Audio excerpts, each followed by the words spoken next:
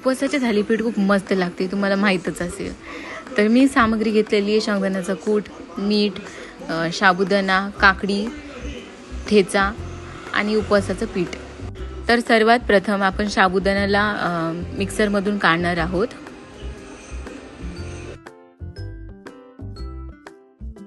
Paste आपण मस्तपणे काढलेली आहे.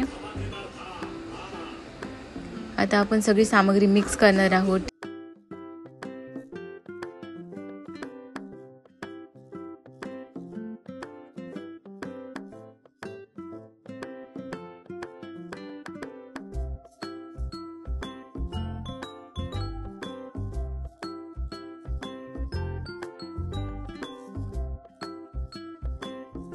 मस्त उंडा बनवण्यासाठी आपण याच्यात पाणी टाकणार आहोत. मस्त तिंबून घ्यायचा उंडा थालीपीठसाठी.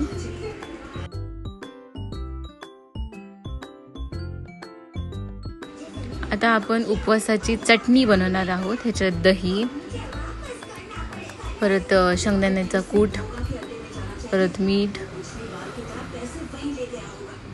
आणि तडका देणार आहोत मिरचीचा. ही तडका मिरचीचा आपण दहीच्या मिक्सचरमध्ये टाकणार आहोत. तर अशा प्रकारे ही उपवासाची चटणी तयार झालेली आहे. तुम्ही एकदा ट्राय करून बघा, खूप मस्त लागते. टेस्ट तर खूप म्हणजे अति सुंदर. आता आपण बनवणार आहोत उपवासाची ताक. तर आपण फोडणी करून घेतलेली आहे, जसं तेल आणि मिरची टाकलेली आहे. हिला चांगलं हलवून घ्यायचं. तर ह्या तडक्यामध्ये आपण लाल तिखट टाकणार आहोत, 1 वाटी ताक,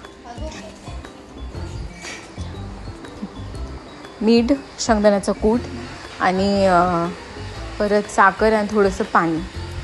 आणि ह्याला चांगल्या प्रकारे मिक्स करून घ्यायचं आहे, म्हणजे आपलं ताक एकदम आंबट गोड लागेल.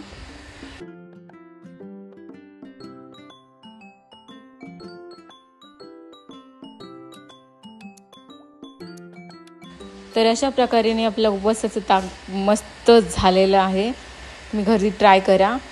आता जे पीठ आपण मळून ठेवलेलं होतं त्याला आपण थालीपीठ बनवणार आहोत त्याचे.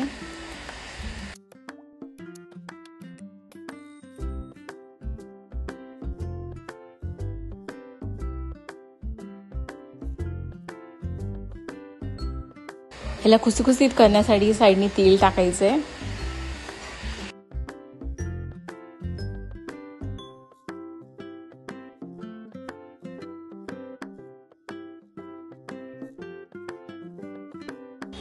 तर आपलं उपवासाचं थालीपीठ आणि उपवासाचं ताट तयार झालेलं आहे. तुम्ही बघू शकता. हे घरी ट्राय करा, मस्त आहे. अस्सल तडका रेसिपीला लाईक, शेअर आणि सबस्क्राईब करा. थँक्यू.